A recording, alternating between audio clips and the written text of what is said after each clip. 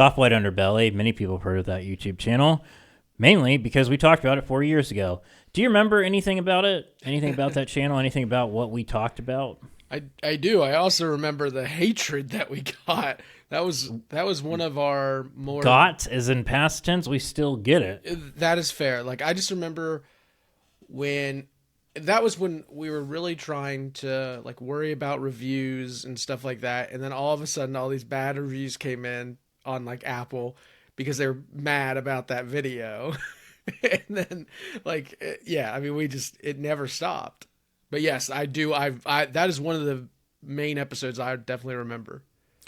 We still get it. Actually recently became our most downloaded episode because the whole incident, which we'll get into, it got a lot more attention recently within the past year. But people still leave negative reviews because they didn't like our opinions on it, which is fine. Whatever. But it all started, this tale as old as time, kind of like Beauty and the Beast, all started almost 5 years ago. Is that right? Really? I might have had that wrong. Maybe it was 4. No, I'll double check. 4 or 5 years ago. I'll double check on that. Soft White Underbelly, super popular YouTube channel. It's got over 6.2 million subscribers, over 1.35 billion with a B views. A little more than what our paltry YouTube channel has. We're getting there though. We're racking them up. It's a channel, I don't know really how to describe it. It does interviews with people that, in its words, claims are portraits of the human condition. Okay. That's a very kind way of putting it, I would say. It often uses black and white filters for the thumbnails to present a more dramatic flavor than your typical YouTube Mr. Beast Fortnite. If you're not watching on YouTube, that was me using a very dramatic face. So they do work. Oh, those thumbnails? Yeah, they do. The channel that focuses on people usually in more dire conditions. They're not people that are doing well off in life, so to speak. We're talking like people, they're interviews with people who are homeless, addicted to drugs, sex workers. It's portrayed on several occasions, Appalachian people and Appalachian families, one in particular, run by a guy named Mark Leda. He was a Los Angeles-based photographer, I think still is to some extent.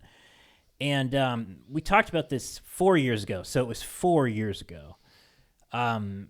Leda uploaded a video with an interview of the family in West Virginia known as the Whittakers. They live in a very, very rural holler in Raleigh County, West Virginia, called a place called Odd, ODD, Odd, West Virginia.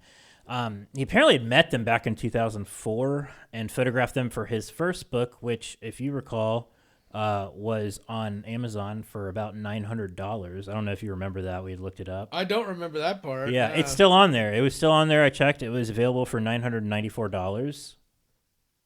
So in case, it's still at the $900. Yeah, it's still at the $900 mark in case anybody wants it. Okay.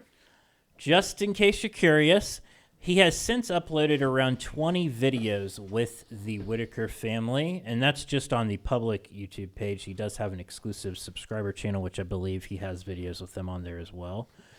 Awesome. Very cool. The Whittakers were dubbed America's most inbred family. Not entirely sure how you measure inbrededness. I don't know what the scale for that is. Not aware of it.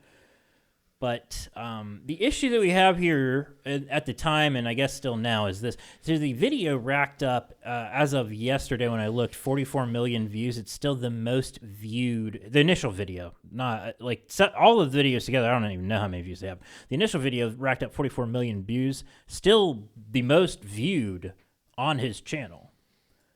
So dang, I didn't know it got to 44 mil. Yeah. It's still the most viewed video on his channel. Man, I think when we watched it, or like when we did this, it was like, I mean, it was in the millions. I know that, like 6, 7, 8, 9, whatever it was. I didn't realize it had gone to 44. Yeah. Yeah, the next closest video on his channel doesn't even have half of that. Oh, really? Yeah, I looked. The next closest had, I think, 21 million or something. What an idiot. Yeah. How do you only have 21 million views? Yeah, what a we get fucking that in loser. our sleep. Yeah. We get that in our sleep, Yeah. dude. Embarrassing. My sleep videos get that. Yeah. It's true. It's because I watch it 20 million times. You bet. The video is titled Inbred Family, the Whittakers. One of our issues when we initially talked about this is that he didn't offer any evidence of them being inbred.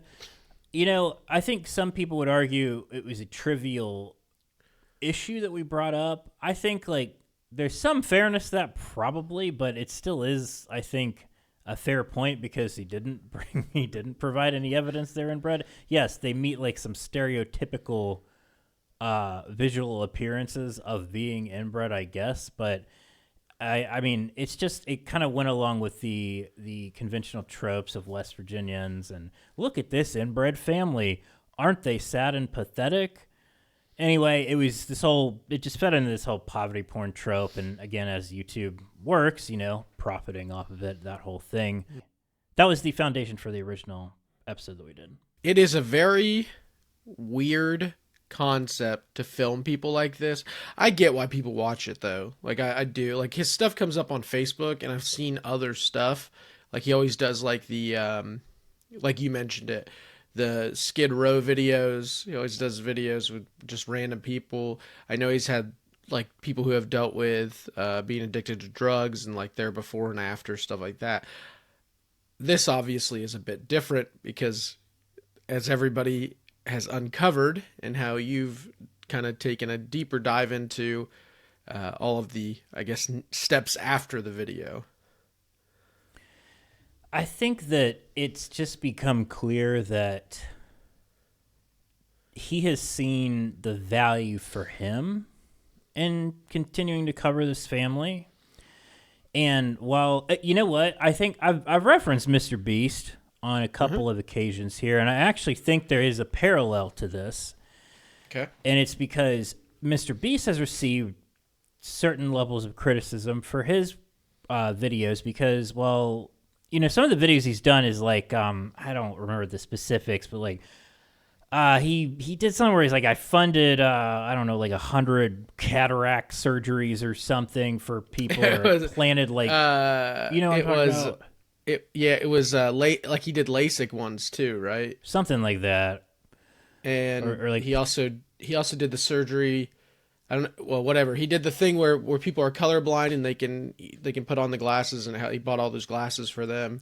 Yeah, doing things for people, planting like thousands of trees or a million trees, whatever, stuff like this. Like bought a grocery store, right? So ostensibly helping people.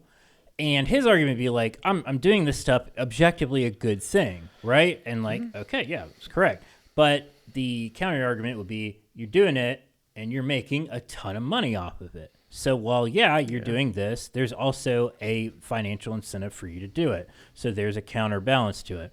And I think the parallel is that like, as we'll get into, Mark Leda had set up a GoFundMe for this family and raised, over $100,000 for them, had generated a bunch of money. And his argument would be like, their lives have significantly improved because I came into their life. And he even admits, he's like, my life significantly improved because they came into my life. And it's like, yeah, I'm sure it did. Yeah. And so, but it's like, I don't know. We'll get into it more, but there is a real ethical dilemma when it comes to poverty porn, which is what this is. And I'm sure that, like, if you ask the Whittakers, they would probably agree that maybe their lives have improved since Mark has entered it. But there's also been this interesting question of, can you really consent to being filmed when, money like that is being offered up in exchange for it? Like, it creates a very interesting question of, like, if somebody were to come up to me and be like, I'll film your life if I give you, like, $100,000, like, I'll probably say yes because I'd really like $100,000. Right. I'm not going to say no, especially if I was in the situation they were in. I mean, I will say there's a pretty big, at least in my opinion, there's a big fundamental difference between, like, what guys like Mr. Beast do and what this guy does. Like, none of Mr. Beast's videos say, I gave $100,000 to the most inbred family in the United States. Correct. I just meant that there is like a quid pro quo situation. Oh yeah, there's definitely if you look back even at like Mr. Beast's first videos, his first sponsorship deal, they go, "Hey, we're going to give you $5,000." And he said, "How about you give me $10,000 and I just give it to someone?"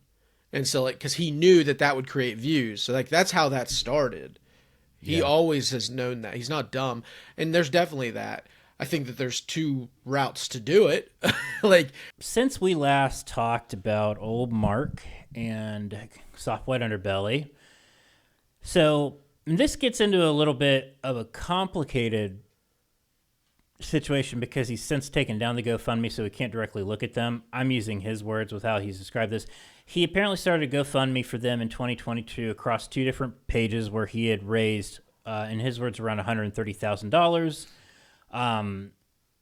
This is important context for the next part of this. So the reason why we're talking about this again is because there was a bit of a controversy that came up where this guy named Tyler Oliveira enters the picture. Some of you who are, I guess, habitual YouTube watchers probably know this guy. Not a great guy. And if you want a brief primer on him, there is a much better video that goes in way more depth than we're going to go into. It's by a guy who has a channel that's way bigger than ours, Jay Aubrey. He did a great review. I'll link to it. So I love him. Yeah.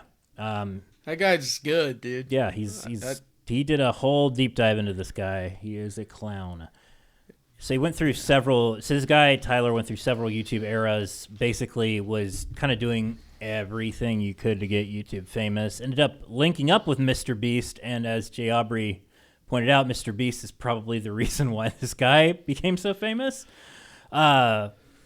So I won't go really into like the whole detail, but he basically has since made like this right-wing pivot into sort of a quote-unquote journalist. He describes himself as a journalist who films quote-unquote investigations. So it culminates in this video. Basically, Tyler wanted to go film the Whittakers himself. And this is another thing where there have been a couple people who have done this and have tried to exploit this family for views, which is really shameful, in my opinion. And look, this family, they've also done some fucked up shit, as we're going to get into. They're not squeaky clean on this either. Everybody in this whole charade has done some fucked up shit. All right. So Tyler started by revealing that he'd tried to contact Mark Leda from Soft White Underbelly to get in touch with the Whittakers, but he said that Mark told him that he had an exclusive contract with the Whittaker family for all the content creation and would not help him. What was later found out, because I watched Mark's response, I think it was implied that that was bullshit, and that's just what he tells people when they try to reach out so that they can try to contact the Whittakers. And I think that's fair, that he just makes up an excuse just so he doesn't have to tell them where they live. I think that's fine, because if he gave their contact information out to everybody, then their lives would be completely ruined. So that's fine. Whatever. I don't care. So anyway, Tyler found their location regardless. I'm sure that it probably, for someone who wastes away their time on Google Maps, would not be that difficult. If you know they live in Raleigh County and you know they live in Odd, West Virginia, there's not that many roads in that area that you could, by process of elimination, figure it out. So he found them, took his own film crew to their house, started talking to the family there, and talked to one of the family members named Betty. And based on the conversation that he had with Betty, it made it sound like she hadn't received any of the GoFundMe money. So then Tyler started accusing Mark of Soft White Underbelly of stealing that money. Which it ended up not being true, but he started talking some shit. Which is what you heard. That's it's funny too that you said that. Like everything that I've known about this situation was under the impression that Mark stole all this money in the GoFundMe. Oh, because that was the predominant rumor. Like that's what everything was being made about. Like go on YouTube, you see that kind of stuff, and so now I'm interested to get into this because you're saying that's not true. No, it is not true that he stole it. No, Mark did not steal it. Now, Okay. It gets a little complicated. We'll say that. And like Mark is, I mean, look, it's clear that like he's motivated by his own interest too. We'll just say that. So in response to this all happened in early 2024. Tyler dropped his video early 2024. Mark comes back, Soft White Underbelly, makes a 17-minute long video refuting Tyler's video in March 4th of 2024. Kind of long to, basically say, I didn't steal his money. He claimed that in this whole thing, he's like, I didn't steal this money. Explained it. He's been giving this family money the whole time. And I will direct quote here. This GoFundMe that I've had for years, since I've been interviewing the family, has generated a lot of money for the family. It was always designed to help them with their living expenses. And then, like, end of last year, we changed it to, we started a new GoFundMe, and I tried to start a new one so it would look like this is how much money we're going to get for the house. And as we accumulated money for that, I was thinking, hey, we're getting closer to our goal. But the problem has been that Betty and Larry will call me every 2 weeks, every 3 weeks, and say, hey, we need money for a car. Larry wrecked his car. We need a new car. We need food. We need this. We need that. It's always an emergency, and they need money. And it is their money. This money is, all these donations are for the Whittakers. And when they tell me they need money, what am I going to say? No, you can't have it. We're saving it for our house. So I give them the money. Sometimes it's $5,000. Sometimes it's $4,000. Sometimes it's $6,000, or one time it's 14. Sometimes it's 3 or 2. But it adds up. Every few weeks, I'm getting another phone call. We need more money. We need more money. We need more money. And I wire transfer it to Betty. I'll show you a screenshot of my bank account and all the wire transfers that I've sent to Betty. These are all going from my account to Betty Whittaker's account at the, I think, Chase Bank. I think it is in Beckley, West Virginia. So even though we've generated, I think the earlier GoFundMe had about 77,000 before we ended it, and then this one currently now has 55. The one for the house has 55,000. That totals what 120, 130,000 roughly. Keep in mind that money still, we still need to pay tax on that money.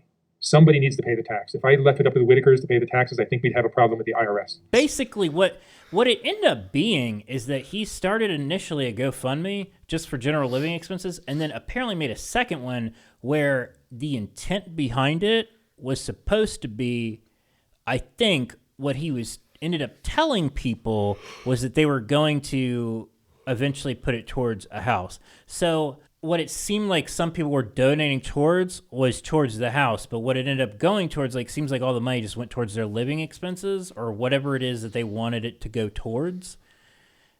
So, and there was at least some alleged rumors. I think to be honest with you guys, I did not watch all 20 videos. I didn't have it in me. But my understanding, I could be wrong, and if I am, I will issue a correction in some of the next videos, but some of it I know at least went towards drugs, and that's really sad, and it's really shameful. But he did show numerous... Well, that's the allegation, right? I mean, it's the allegation. It's still no one knows... Does anyone have real evidence of that? I think that at least one of the family members said so, that some of the money did go to it. I will double check. I know that, there's something that comes up next also that validates that. Okay. But in the video, Mark also shows bank statements where he has wire transferred the money to, I think, Betty, one of the family members anyway, where it's several transfers of several thousands of dollars over time. So to Mark's credit, he is showing a paper trail. He is backing himself up. So first of all, let me just say, Tyler, totally a piece of shit in this situation. Mark definitely exonerated on the GoFundMe front as far as that's concerned. So he deserves credit on that. I will give him that. As far as the murkiness around, was it supposed to be for a house versus their living expenses? That is a little dicey. I don't really know that situation. It seems like there was, I don't know. I think there's some questions around there that deserve some answers, but I just think that this was a very messy thing. And what Mark said at the end is he claimed at the end of this video, and I'm going to pause here because I know I've talked a lot. At the end of this video, he claimed that he, quote, probably wouldn't do videos with the Whittakers anymore, and that was going to be the last GoFundMe. And guess what? None of those were true. Yeah, he did videos and did GoFundMes. Yeah, there's a current GoFundMe right now. I don't know the Tyler guy. That may be the video that I you know what? That's actually probably where I got the allegation of him stealing the money. I'm 100% sure that it is. Yeah, is that video, because I'm sure I saw it on Twitter now that I think about it. And like that video came up and then I watched it. I will say, I mean, I don't know the Tyler guy's background. I'm not so sure I wouldn't have jumped, unfortunately, just being human. Like if the Whittakers told me like, hey, he's taking all this money, like I don't know if I wouldn't have jumped and made a video too. Like that, I think that's, so I'm saying like at the human element in this, maybe he deserves some leeway in the sense of, I probably would have believed him too. I think he should have investigated it more rather than just straight up accusing him of fraud. Because I think he did that for that's views. Fair. 100%. Okay. I mean that could be true. Especially now the other counterpoint to my first point is he claims to be a journalist. So like that is obviously he should have a higher standard than other people. So there is that as well. I mean, keep in mind this guy is like when we say journalist, think of him more as like I'm trying to think of a good example of like, I don't know, like Alex Jones would be. Alex Jones would be a journalist, you know.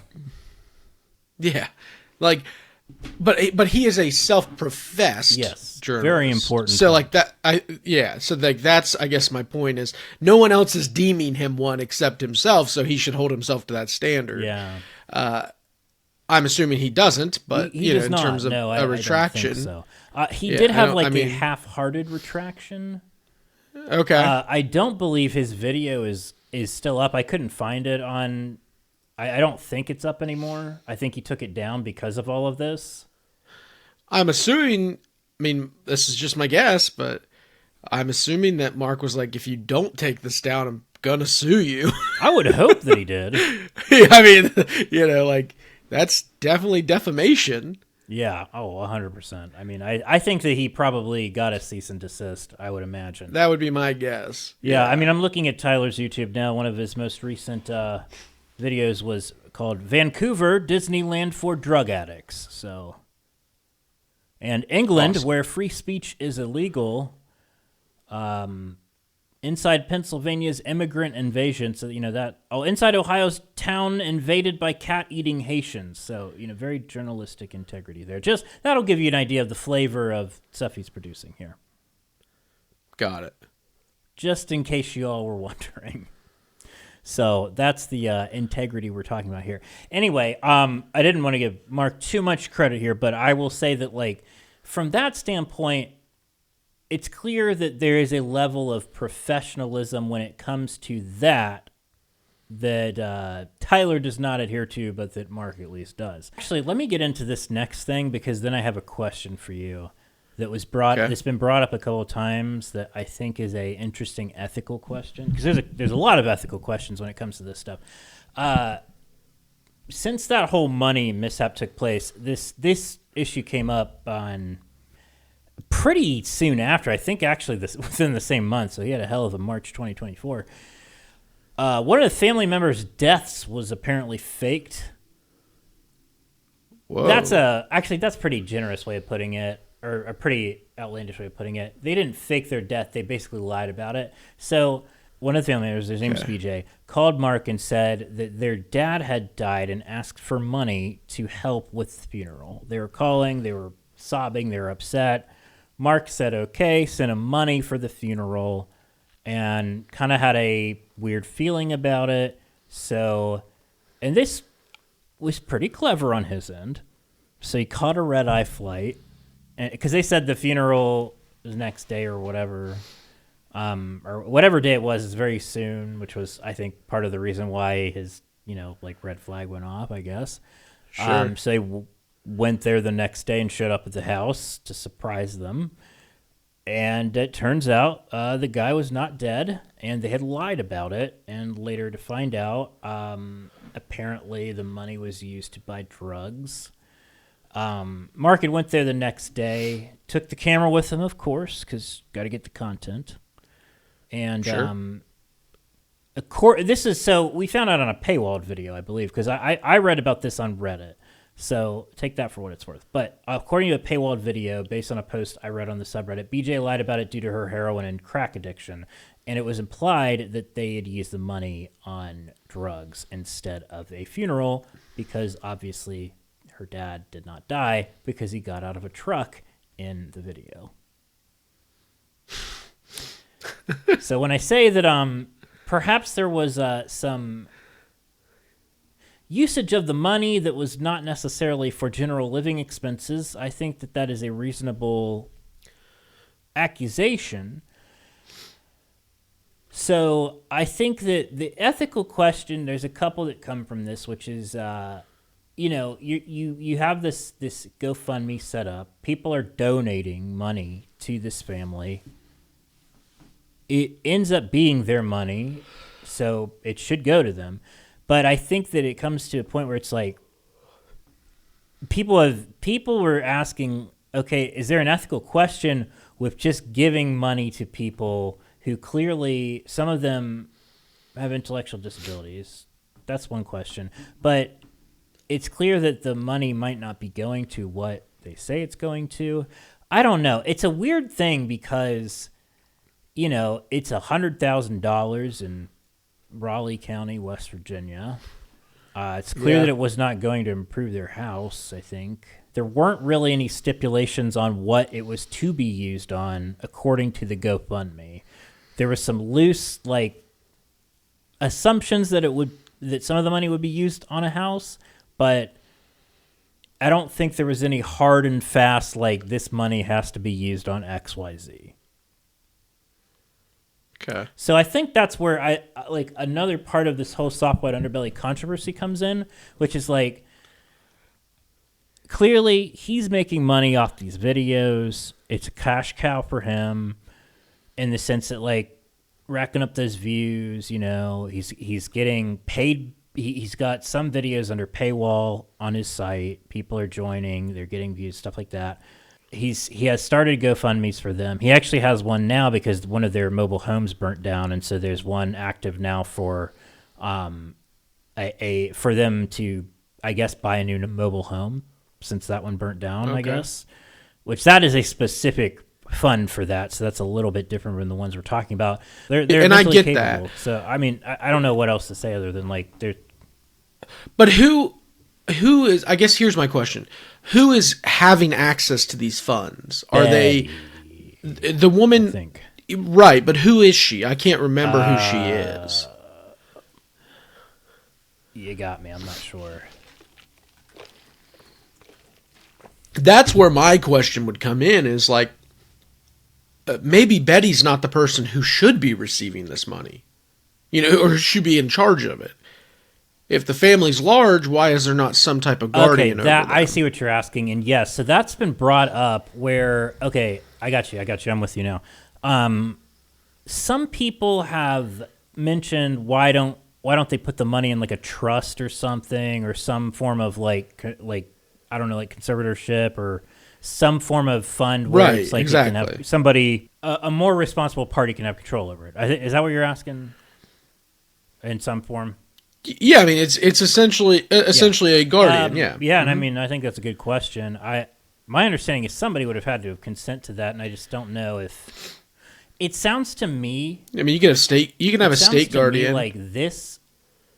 If I had to guess, and I'm winging it here, my guess is that when this all started, Mark didn't really think about that. He just was like, let's put up a GoFundMe because this seems like the right thing to do, and didn't think about the fact of there might have to be some guardrails to this.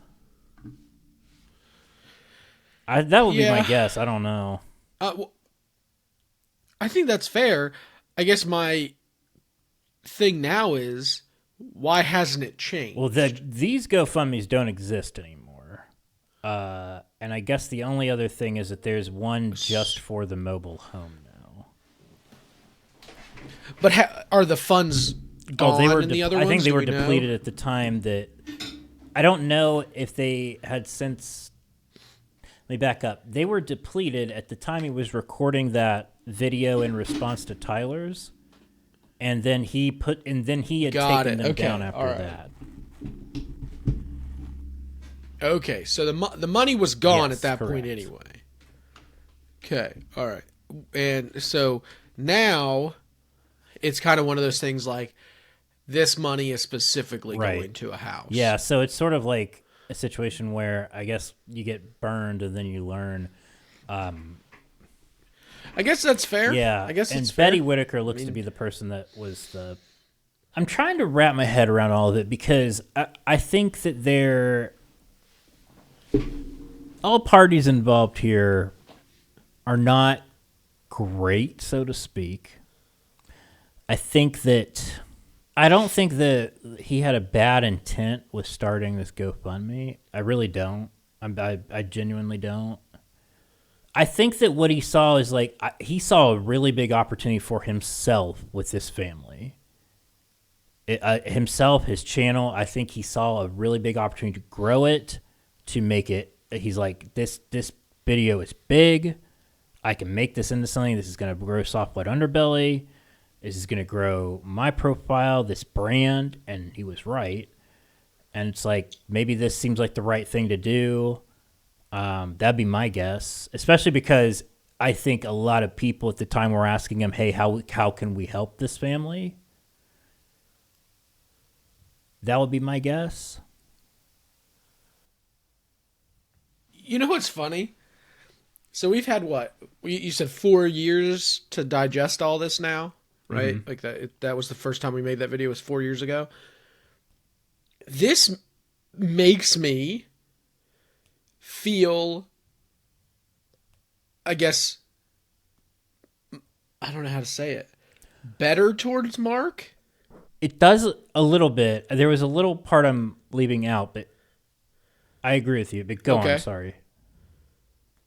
Well, I guess in the sense of, I get it. Like, content creators, and every content creator in the history of any good ones, any ones that get followings, do this type of stuff. Like, even like on this podcast, we look for topics that we think people are going to want to listen to, right? Like, now, do we go as far as I think no, his is exploitative, 100%. 100%. I'm not trying to say it's not. What I'm saying in the sense of, I think he could have taken a much worse turn than he did, I guess is my point. Like, he could have continued down that road, and somewhat he did, but he also did help that family, or at least intended to, with the GoFundMe money, like actually giving them the money, not stealing it like it was reported at one point. You know, I mean, I think there was at least some good intention after the fact. Was it a crappy way to start? Of course. Like, we talked about that 4 years ago, and, you know, people were upset with some of the things we said. I do think that he is, at least it looks like, trying to help them.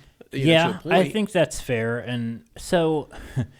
But also, I need to know what you're leaving out. I'm not leaving out a ton of stuff, but what I'll say is, like, when he recorded that video in response to Tyler's back in March 24, he was like, basically, what pissed him off was that I think it was Betty in the video, in Tyler's video, saying that she'd never received any of the money, any of the GoFundMe money, which, like, then he showed those receipts. He clearly had sent her a bunch.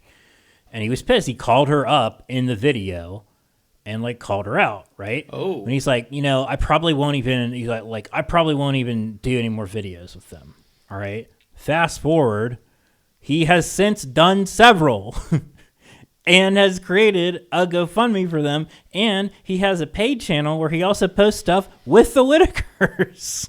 He was getting all huffy puffy, like, I'm probably not even going to film them again, all this stuff. And then he's got like 3 or 4 videos after that where he still goes to see them. And it's just like, you know, here's the thing. At the end of the day, this guy whatever, he still sees this family. Like he probably cares about them. I don't. That's what I was gonna say. I'm sure he probably cares has some about care. them.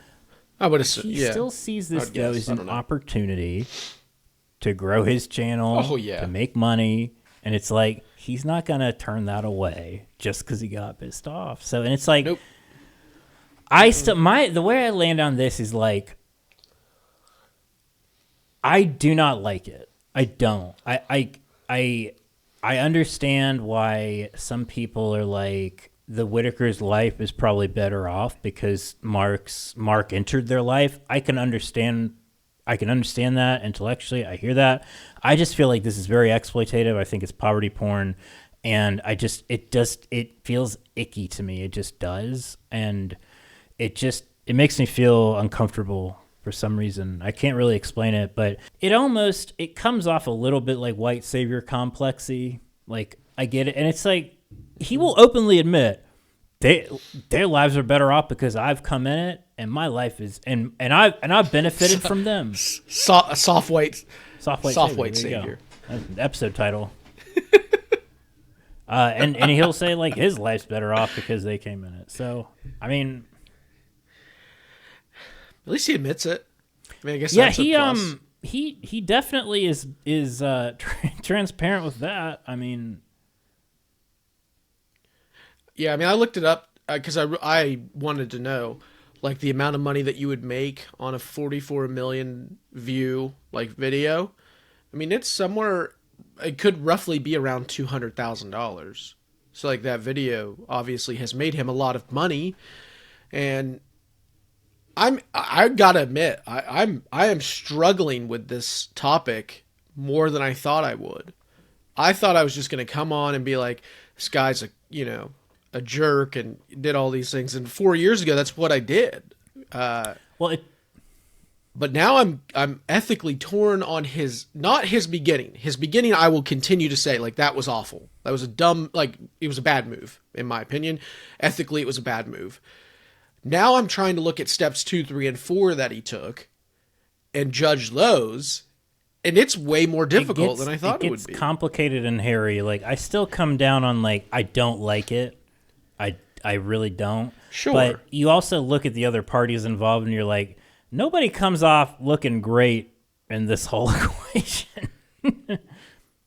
I wish you would have told me, like, yeah, and like $10 was missing, from this money. I'd have been like, this guy, but like, I'm torn. Like, I did not think I would be this torn. Well, the one thing that is a little sketchy is, like, if people thought that they were donating to a fund that was going directly to a house and it was going to their living expenses, which it's unclear if that was happening, and I don't want to accuse some of that. It's just unclear, and that's where things get a little shady from the financial aspect. So I think he owes people some more clarity around that. And if he has, and I'm unaware of it, then somebody needs to let me know. But that's, I think, where things are a little murky. But yeah, it's when I think he knew, he's like, I'm gonna if I think that with the attention that was garnered from these videos, he knew he had to be very careful with that. Final takeaway on Soft White Underbelly. I'm torn. Not for poverty porn. Right. Generally, that's my view. I'm against it. Don't like it, but I think that he did the right thing against Tyler Oliveira, and I think I will give him some integrity credit for that. It's just I'm not for it. So yeah, I guess I'm torn on the whole sense of him raising money for them and whether or not all of the questions that we talked about today. Yeah, I'm definitely not torn on the beginnings of this. I still stand on where we were there. Right. Now I'm looking at present day. And I will say on the GoFundMe now, it does appear that it's more targeted to like for funds to go to a house. So in that sense, okay, great. But yeah, I know it's weird. It's very complicated. It's a tough one. Anyway, let us know your thoughts. I love it. Tell me more.